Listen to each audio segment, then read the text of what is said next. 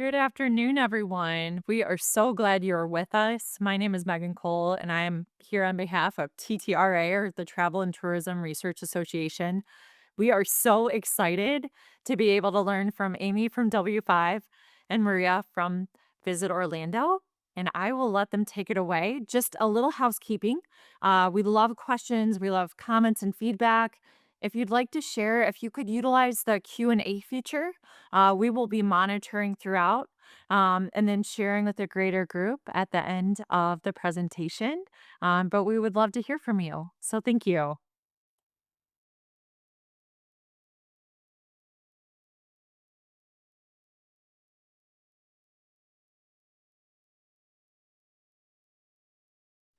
Amy, I'm not hearing sound.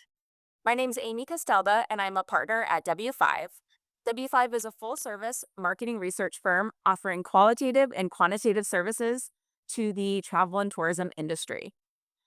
We have worked with various DMOs over the past 20 years, including who I will be co presenting with today, Visit Orlando. Visit Orlando has been a W5 client for nearly a decade now.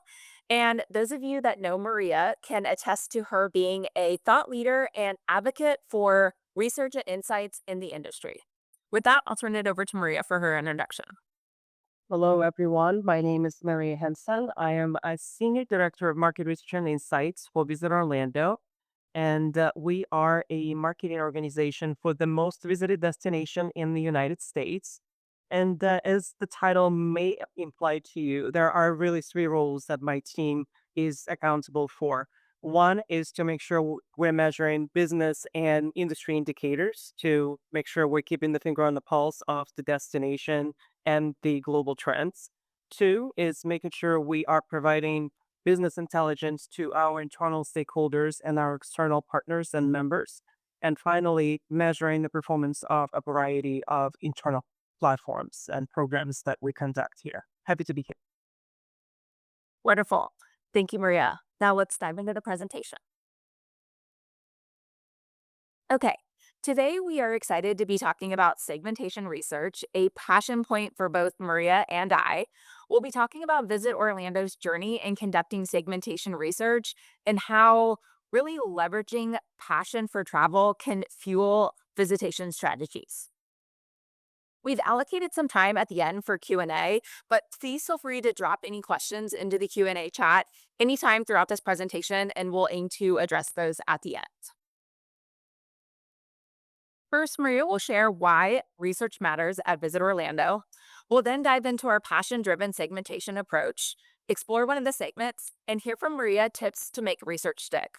From there, we'll actually look at how some of the findings were implemented, including a campaign curated specifically around a newly identified opportunity segment, and then we'll wrap up with a Q&A.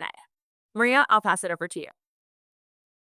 At Visit Orlando, Market Research and Insights team is very fortunate to be part of the conversations during the decision making process. We are at the table from the start of the process to execution and to measurement.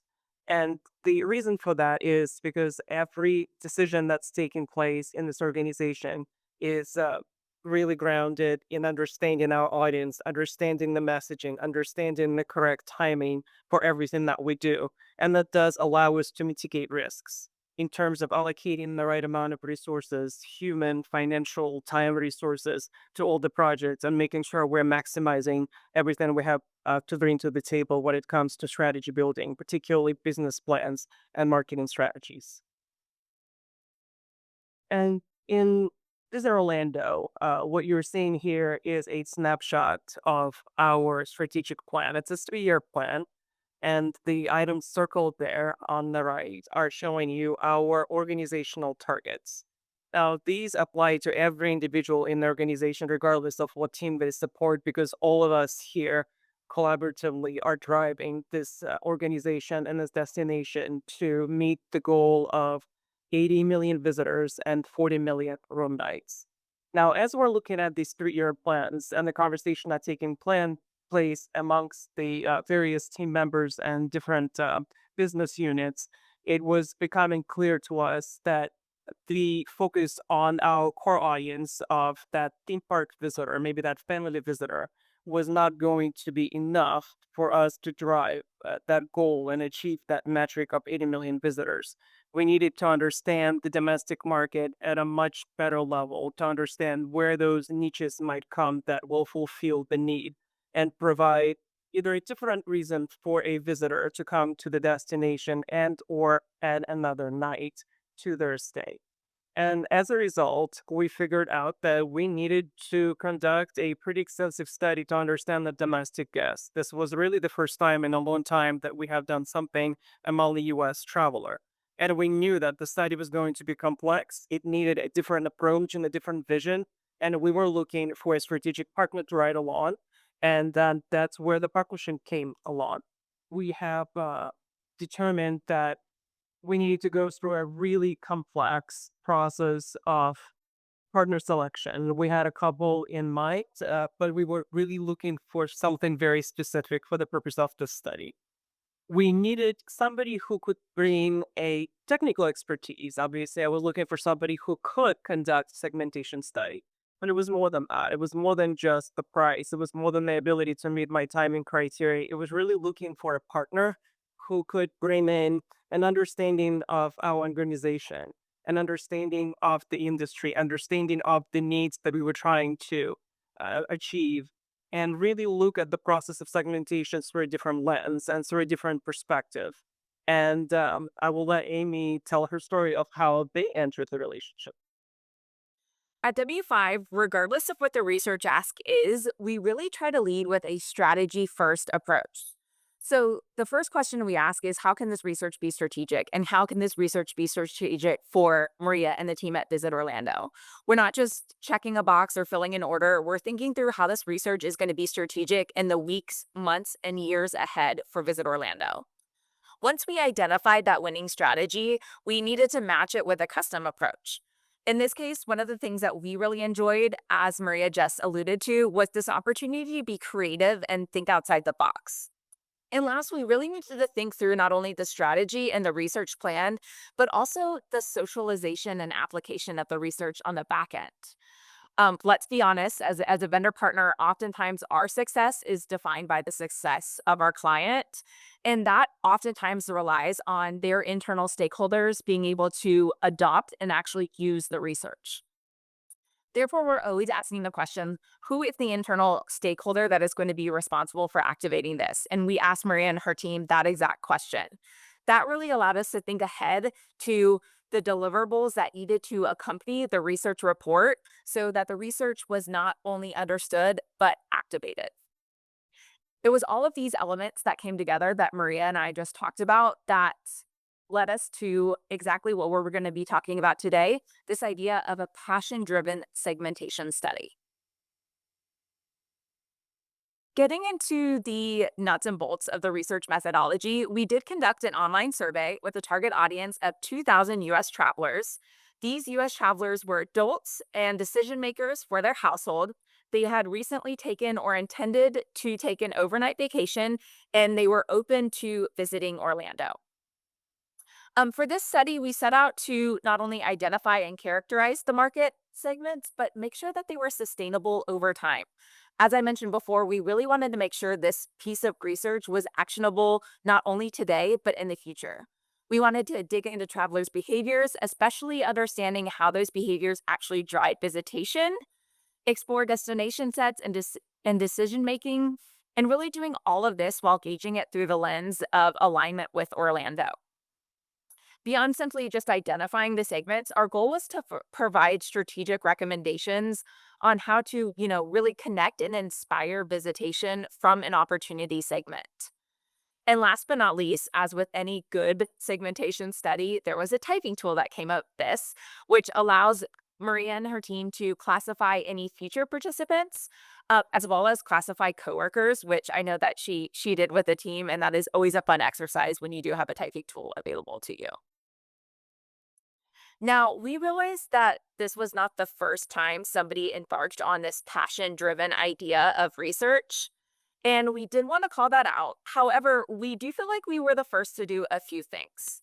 One is we really went into this with the idea of connecting passion to drivers for travel. So going beyond just identifying the passion, but actually linking them to what was driving travel.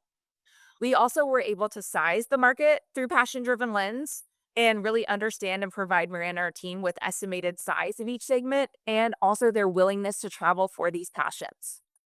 We assigned an economic score, which Maria will talk about here shortly. And we really unlocked opportunities specific for Visit Orlando that really connected back to that company vision of 80 million visitors. So we had a plan. We knew we had something special here with this idea of passion, but then came the work of actually defining the passions. So, what we did is first we generated this very, very, very long list of passions as a collaboration between W5 and Visit Orlando. Then we decided to execute a small survey to actually test the relevance of this very, very long list. The beauty of the small survey was that it allowed us to narrow down the list by finding ways to, combine various activities and group them together in ways that consumers were thinking about it.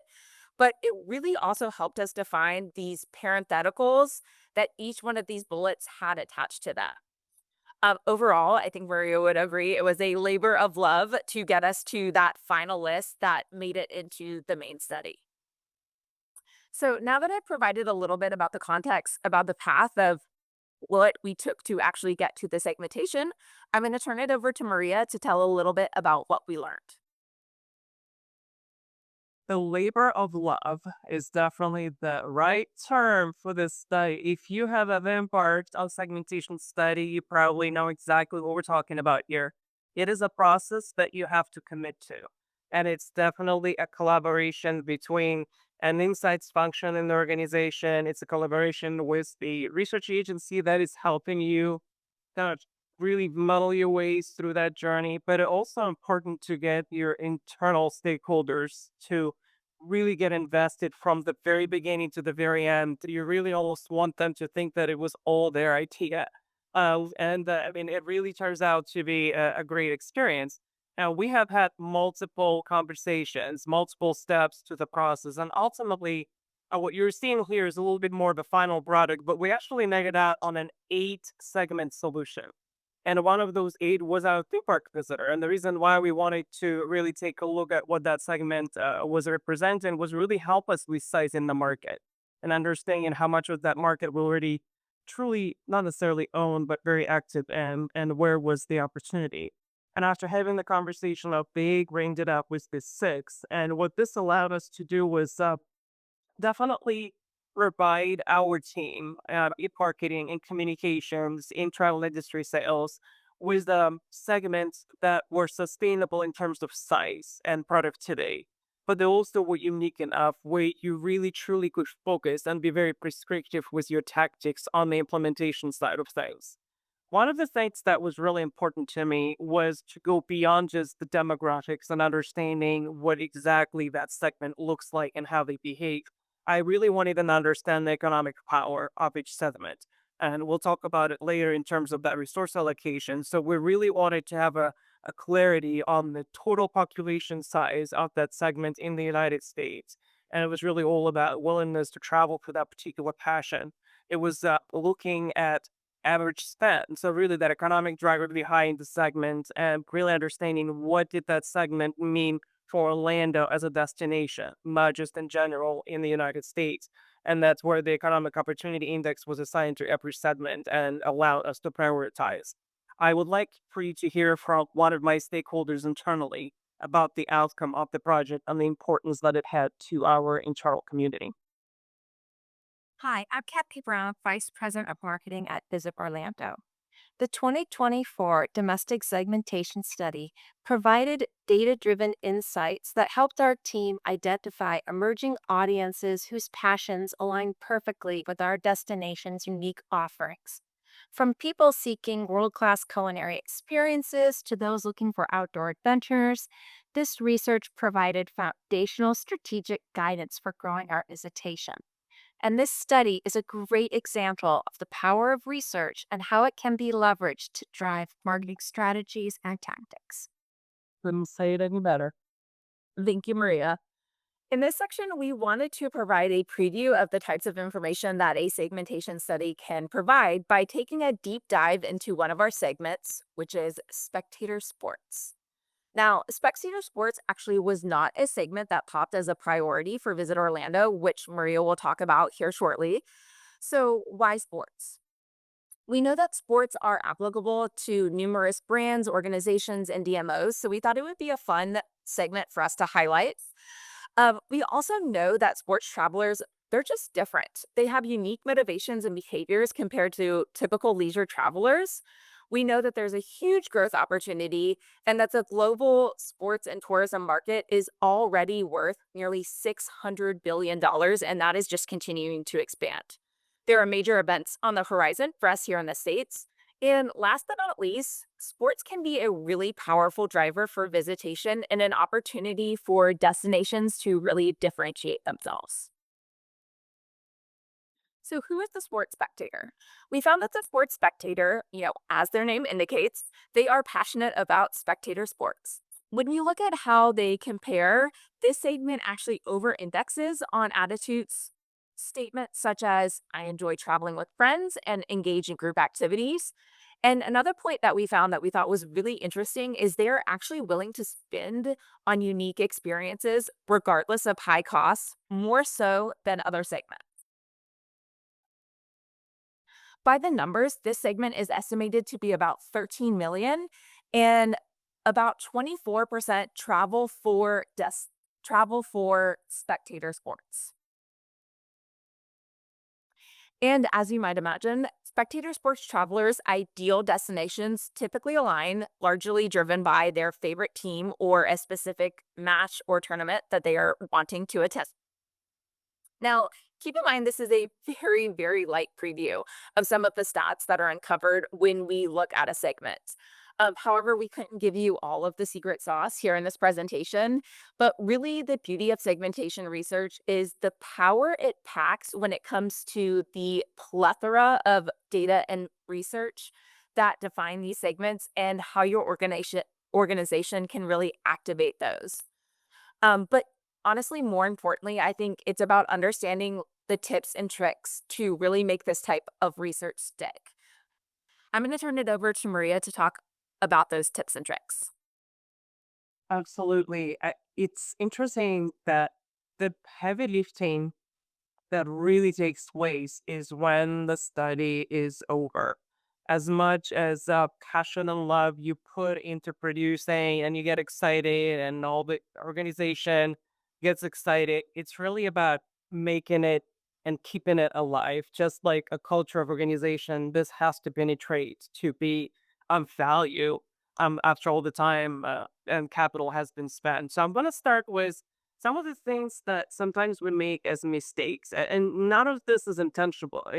It's just a matter of really going through the evaluation of the organizational needs and understanding what is actually the best use of the study.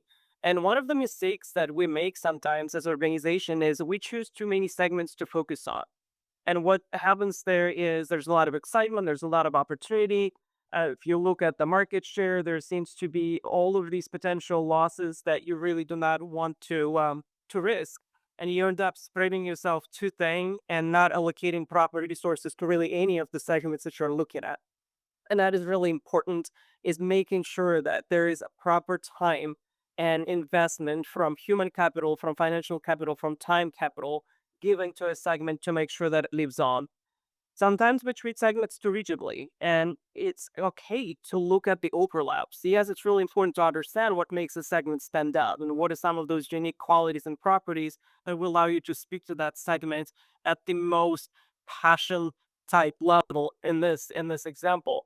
But sometimes there are overlaps, and there are sometimes common themes that will allow you to actually maximize the segmentation to a higher degree by spreading the resources of maybe communication and messaging and reaching the audience in a more effective way. We sometimes forget that we need to educate and involve stakeholders at a much higher level. And that is can be a challenge, especially if it's really the insights function that owns the project. And I think it's important to have a champion, the marketing or communication, whoever is the person who is requesting that study, to allow them to be the champion, to allow them to be the heart of the project so that you can be that mind, you can be that executor, but really have that champion drive the implementation of the study, making sure that all of your stakeholders, and that's not just internal.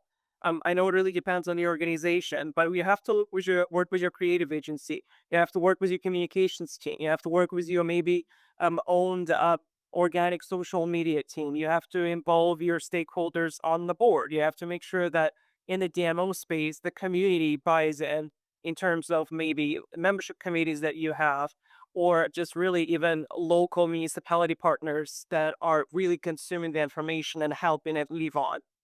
And then finally, one of the biggest things that really is my pet peeve is we give up on the segments too soon sometimes. And having that patience, having that commitment to the segment in terms of time, really as much as financially, is really important to really give it at least 12 to 18 months to allow to start seeing some of the results. Now, about what to do actually is as a good idea of how to implement them, and this really more on a tactical side of things. I guess maybe less emotional and procedural, but on a tactical side of things. But use segmentation to inform everything. Make sure that it penetrates your content, your partnership conversations. If there is an event implementation, if you are having briefings, all of that can be a part of the segment living on. Obviously built-in tailored campaigns, and making sure that you are again penetrating multiple channels in terms of social, display, out of home, anything that's in market that you're able to do really helps again build that connection with the segment and excitement about the segment. Now, I will tell you that as Amy insinuated earlier, spectator sports was not one of the segments we decided to really activate on. And again, that's going back to that choosing too many segments, not allocating proper resources. We have to be honest with ourselves. We have to sit down and lay it out and really understand, can we make an actionable impact and move the needle on that segment to truly drive that additional visit, to really commit marketing dollars to drive that additional night? Do we have the resources in this organization to drive that? And we felt that that was not the case, so we instead used a different segment. I'll introduce it in a second, and that was really building that tailored campaign around the second, getting everybody to get behind it and drive it as a community. Part of it is also, as you're still developing the study, I'm going back to really first implementation of segmentation itself.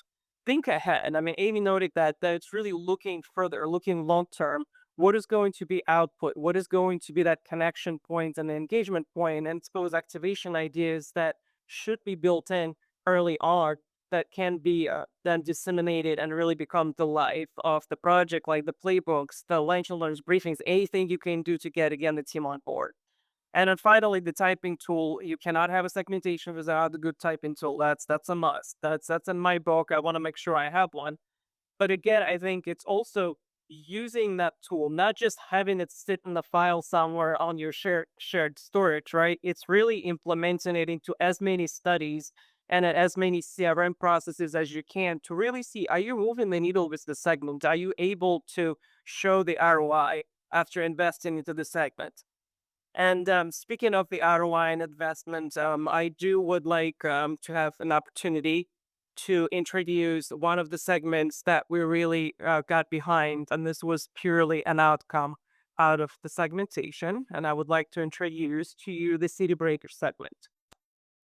Now, after really getting to the table, having the discussions, understanding the capacity that we had organizationally and community-wide, the decision was made that yes, we could commit to the segment.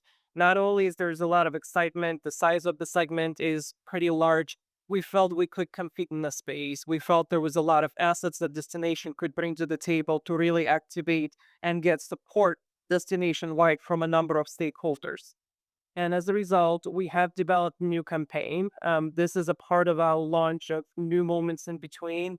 This is kind of a niche segment. This is the first time we have looked at a segment like this domestically and committed full paid integrated media dollars. We now use the segment findings to drive influencer selection for any of our materials and fam tours and any campaigns that we have on site.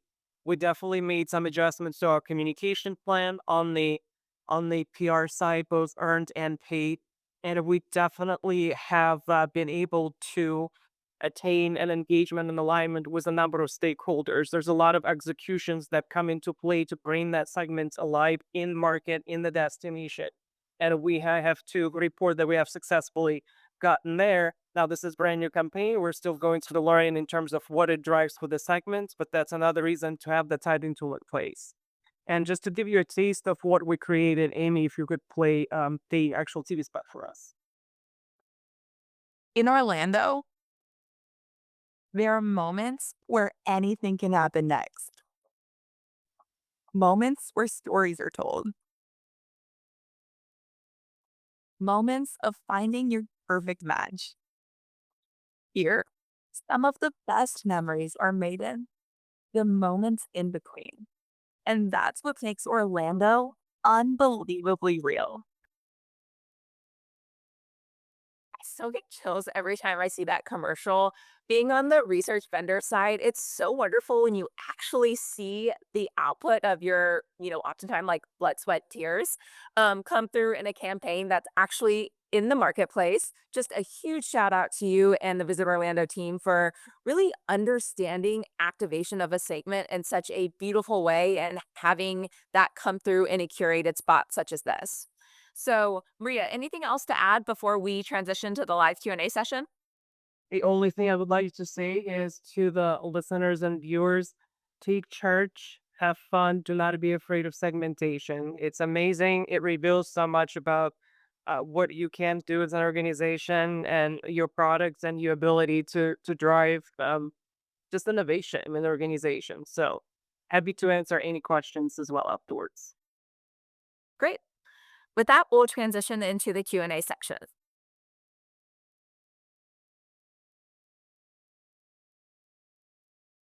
Thank you, Maria and Amy. Yeah, please feel free, everyone, to throw in the Q&A, any questions or comments. We appreciate the feedback.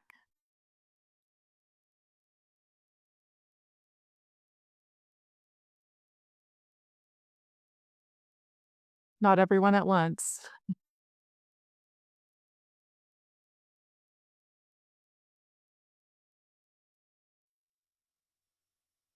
Like we have one coming in. So the question is, I saw a mention of playbooks. Can you talk more about the socialization? Sure. I can kick that off and then Maria, I'll hand it over to you. One of the things that we wanted to make sure is taking into consideration the target audience that needed to implement this research and realizing that not everyone loves a PowerPoint deck with a lot of slides and a lot of quant data like all of us, some of us do. So we actually printed a physical playbook that was a distilled down version of the final report and it was physical. We printed out a number of copies. We had them all across Visit Orlando offices in the break rooms, in the conference rooms, and it allowed people to like get away from the screen and just sit down and kind of like we do as kids, like you read a story to learn. It was literally a book, and you read the story of the Visit Orlando segments. I totally agree. I mean, it was I still have marketing team literally carrying these things around, and we're about to move offices, and that is one thing that people are picking up and stashing in in their bags, so they're taking it over to the new office because it was visually appealing. It was very easy to digest, and it really allowed them to just have it at the fingertips in terms of being able to pull up the stats and the numbers and the talking points and use them in the conversations with leadership and conversations with the stakeholder and the conversations just with the team as they were reviewing some of the findings. So it was very well done, I have to say. I love fun, heavy pieces that turn into books. So absolutely. We have a couple more. So Someone asked, can you provide some more information about the methodology of the study? Ooh, I see it's coming from Nandini there. Uh, I mean, I want to say from my perspective, I'm not going to go too much into methodology in terms of detail. I mean, Amy, you can jump in a little bit more, but it was online quant, just like most of the segmentations I think that are being done at this point, and we did want a very large, as much of a large size of the total audience as we could because um, we really wanted to make sure that the amount of data we're getting behind each segment solution was sound enough and we did not really introduce any noise. So I think we said it was about 2,000 respondents that we had, and that's not including the study that was done prior to really evaluate that list of activities, type of passion, hobbies that we were trying to define and make sure. So I mean, yes, it was we had definitely the wasn't factoring, Amy. What was the, oh my god, it was in my mind. What was the question? The methodology. What was the Yep. So it was multi-phase. So we started with the mini survey that I had mentioned that really helped us, um, lock down the list of the passions. Then we actually did the custom segmentation survey itself. As Maria mentioned, that was an online survey. We then took the data that came out of that and did a multivariated analysis through cluster analysis, discriminant analysis. Those enabled us to get the typing tool. So the reporting, the typing tool came next, and then the socialization aspects, which were things like the playbook and the lunch and learns. Jeffrey is asking how long it took. Oh god. Well, okay, in our defense, we kicked it off before the holidays. So we kicked it off, I believe, in November and wrapped it up like early spring. Segmentation typically takes 10 to 12 weeks if you're not trying to navigate holidays. So in general, that's typically what it takes. This one, with that kind of added layer of the passions and the collaboration on the questionnaire itself, going back and forth and getting that locked in, gave us a little bit more time. But it was, you know, less than 6 months.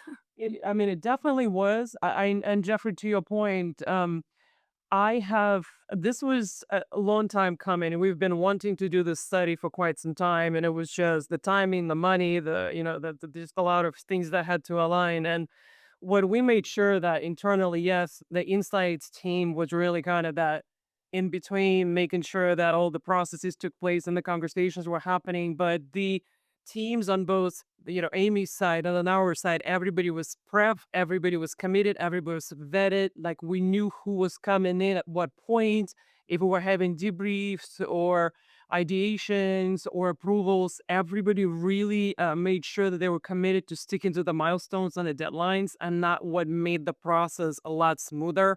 And I tried to do it on all of my large projects like this because I think as long as you just even pop in meetings on people's calendars as holds, hey, this will be coming your way. Make sure that you're trying to stick to those deadlines really helped us out. And there was a lot of desire and excitement and giddiness to get it in their hands. So I think that really helped because there were so many people wanted to do that. Thank you. So we have another comment and some commentary. So, or excuse me, another question. Great presentation. I love the content, the collaboration you both have. Maria, I think I recall you expressed the importance of avoiding rigidity in the segments and allow for the crossover. Did you receive any internal pushback to that approach? And if so, how did it get discussed? We what we found out now, obviously the segments, if you know anything about the analytics, right, you're really trying to figure out the max tips, the clusters. There's a lot going on in there that allows you to make sure, okay, well, these type of things go together because our segments were not based on one single passion at all times. Some segments were an overlap of multiple, so to speak, passions or activities or hobbies that can comprise that particular passion segment. And what we found was that yes, while all of those were individual, and we could definitely look at them in isolation and understand their unique approach to messaging, to demographic, psychographic. And yes, there were definitely some unique points on demographics, but what we really found was demographically they didn't vary as much, right, Amy? That was like the big aha, that it's not about the age anymore. Well, it depends, I guess. Yes, it's not about age. It's not about even income half the time.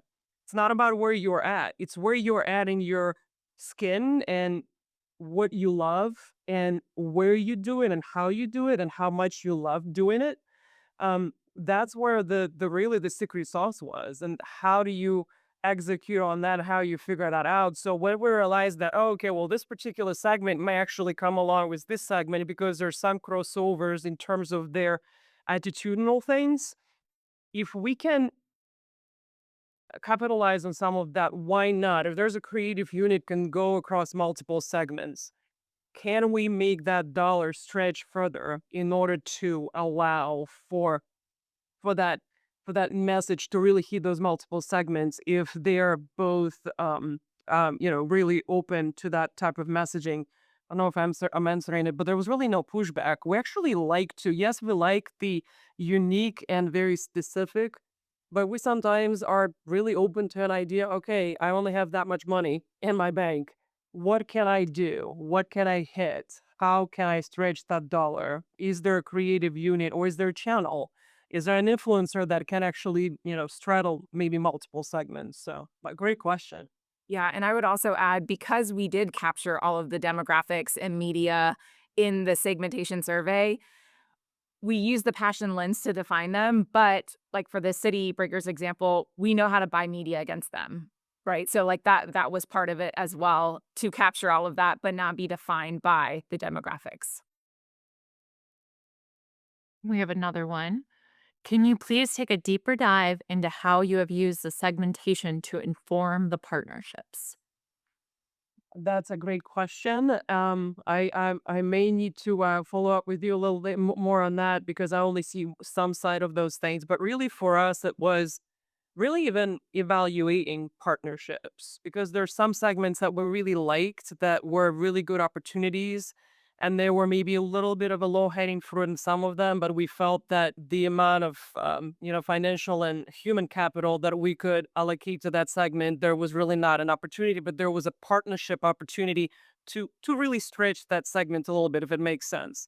So maybe not doing a fully paid, integrated media campaign behind it, but be able to actually drive something. So really, it was we started with bringing in a lot of our marketing committee members. We have a lot of committees in this organization that help us drive strategy through the community to make sure that we are kind of working in tandem with the product and the destination players. A lot of our sporting organizations, we had those individual meetings because we knew that we could amplify some of that by what we learned in the segment, looking at partnerships with our members in different categories, looking at definitely partners in the media space and educating them on that and being able to really drive that relationship and activate and help us push the message in the right places. I don't know if Ekaterina, if I'm answering the question that you were looking to answer, but if you want to reach out after the fact, more than happy to have that conversation. All right. We have another question. Are the passion segments independent of theme park travelers, or is there a notable amount of overlap with the theme park travel? Aloha, unbelievable real research. Mahalo, Chris. Um, so the oh, it's a very good question. Yes. So the answer is, could some of my theme park traveler behave like a city break traveler? The answer is a resounding yes. And that was an intricate part of findings. I think there were so many things in that study that really jumped at us, and I want to open up all of my findings to everybody in the world. But it definitely showed us that we become a different type of traveler under a different setting. And how we consume a destination. Maybe the same destination may look completely different based on the I guess the persona that I'm wearing at the moment. And yes, my theme park guests could turn into a city break at a different time.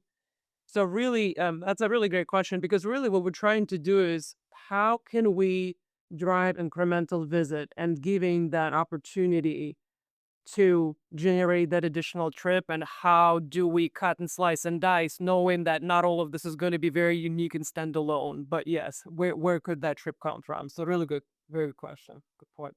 Yeah, and I'll add on to that. While there was definitely some overlap across the segments were defined by like primary strongest passion driver. So those who prioritized a theme park visit are distinct from those who would prioritize one of the other activities such as sports.